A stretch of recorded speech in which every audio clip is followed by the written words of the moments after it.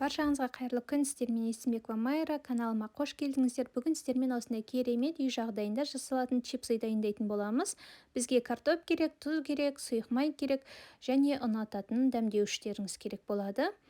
Ең алдымен тазаланған, жуылып, дайындалып тұрған картопымызды осындай үккіштен өткізіп аламыз, яғни теркадан.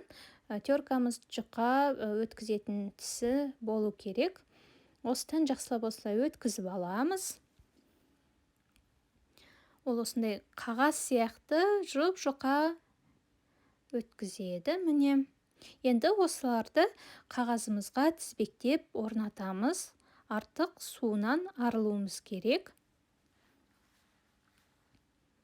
Міне осылай қатар-қатар қойып шығамыз. Қазір бетінен қағаз майлығымен тағы да басып артық суын алып, міне көрдіңіздер ме, салфеткада кәдімгідей су болып кетті.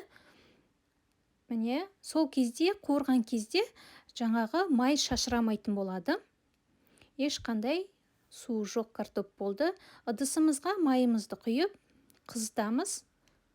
Міне осындай құп-құрғақ болу керек. Дауысын естіп тұрған шығарсыздар. Міне қағаз сияқты құрғақ картопымызды қазір қуыратын боламыз. Майымыз ысыды, біртіндеп отырып саламыз. Менде осындай таба, сіздер үлкен таба алсаңыздар болады. Сол кезде бір 10 шақтыдан салып тез-тез қуырып алсаңыздар болады. Қуырылып жатқан кезде тез қуырылады, күйдіріп алмаңыздар. Екі жағынан осылай аударып отырып қуырасыздар. Міне бір жағы піскеннен екінші жағына осылай аударасыздар. Осындай түсте болу керек. Мен кішкене күйдіріп алдым. Бастапқыда тез пісіп кетті. Тұзын ыстықтай алғаннан кейін міне тұзды және дәмдеуішті сеуіп қоясыздар.